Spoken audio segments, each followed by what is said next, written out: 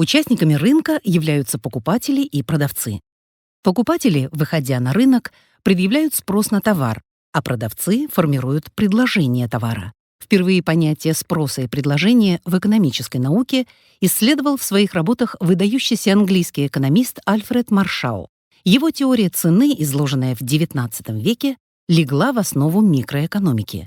Модель ученого вошла в науку под названием «ножницы Маршалла».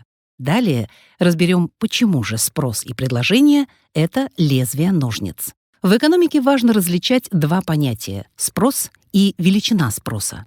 Спрос — это желание и возможность покупателя купить товар по различным ценам в данном месте и в данное время. Но если желание купить товар не подкреплено финансовыми возможностями, оно останется желанием, а не спросом. Когда говорят о спросе, говорят о зависимости между ценой товара и его количеством, которое готовы купить покупатели. Необходимо ввести обозначения, которые используются в экономике. Исторически сложилось, что развитие экономической науки шло в англоязычных странах, поэтому большинство обозначений основано на английских словах. Первые из них вы видите на экране. Запомнить их не составит особого труда. Первый способ представления спроса называется шкала спроса. Например, в продаже имеется планшет. Известно, что цену 10 тысяч рублей готов заплатить один покупатель. Цену 9 тысяч рублей уже двое. В итоге сложится зависимость, которая представлена в таблице.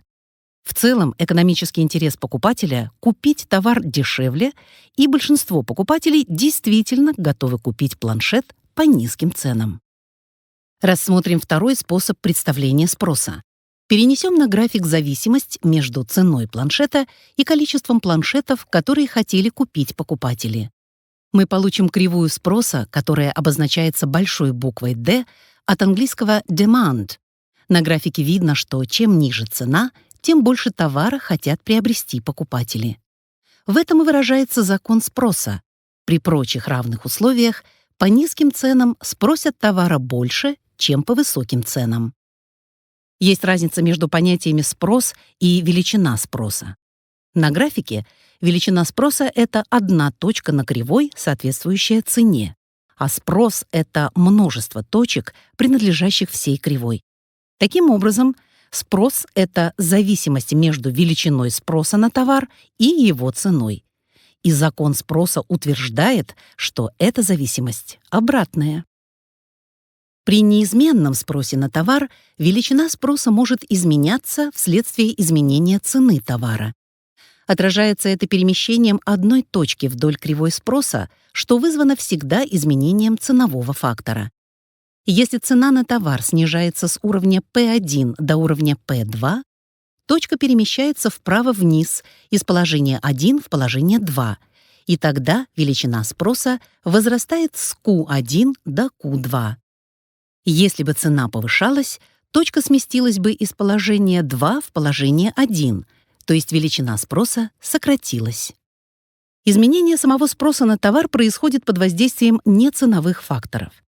В этом случае изменится зависимость между величиной спроса и ценой товара, а значит, это отразится перемещением всей кривой. Если кривая спроса смещается вправо, то спрос растет, а если влево, то спрос снижается. Спрос покупателей очень нестабилен. Как убедить покупателя приобрести именно этот товар именно здесь и сейчас? Или почему спрос на определенные товары падает, даже если не меняется цена на них? Ответ на этот вопрос заключается в том, что на спрос оказывает влияние целый ряд неценовых факторов. Начнем с наиболее очевидных факторов. Изменение вкусов и предпочтений покупателей. Под влиянием информации формируются наши с вами вкусы. Например, в случае удачной рекламы товар будут покупать лучше при любой цене, то есть спрос возрастет. Это может быть изменение моды, сезонность, престижность товара, предпраздничный ажиотаж. Большое влияние на спрос покупателей оказывают их ожидания в отношении будущих цен и собственных доходов. Если покупатели ожидают роста цен, например, на сахар, который требуется для летних заготовок, то часть покупателей будет закупать сахар заблаговременно, и спрос на сахар возрастет. Если потребитель ждет повышения по службе и увеличения заработной платы, то сегодня он сможет позволить себе увеличить спрос на некоторые товары, не экономя на их покупке. Понятно, что с ростом количества покупателей рыночный спрос будет расти и наоборот. Например, рядом с магазином заселили новый дом с молодыми семьями, и в близлежащем магазине спрос на детские товары возрос. Если человек становится богаче, то он, как правило, будет покупать больше товаров. Но это только в том случае, когда речь идет о товарах нормальных. Таких товаров большинство: качественная еда, модная одежда, электроника. Будет ли он есть больше мясных полуфабрикатов и лапши быстрого приготовления, посещать магазины секонд-хенд? Вряд ли. Приведенные товары и услуги относятся к разряду низших. Это не значит, что речь идет о некачественных продуктах или бракованной одежде.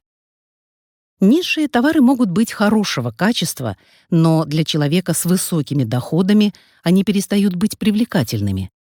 Спрос на низшие товары снижается с ростом доходов.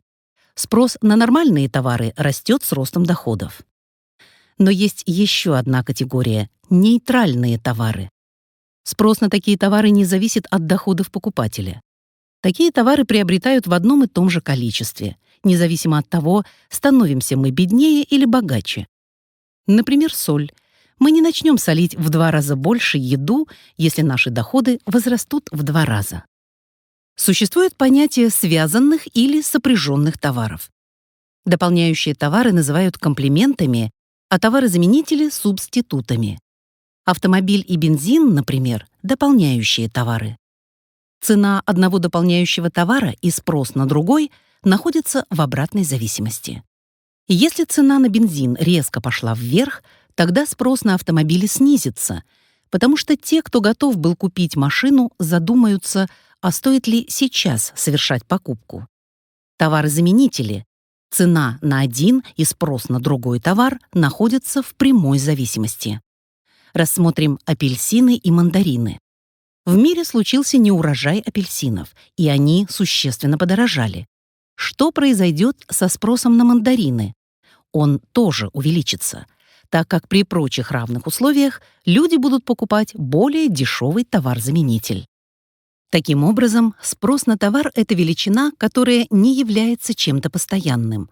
Спрос подвержен изменению под воздействием многих факторов. Продавцы, занимающиеся продвижением товаров, умело пользуются этим обстоятельством, затрачивая огромные деньги на рекламу, на создание ажиотажа вокруг ситуации на рынке. Главная цель таких действий — заставить покупателя купить как можно больше товаров.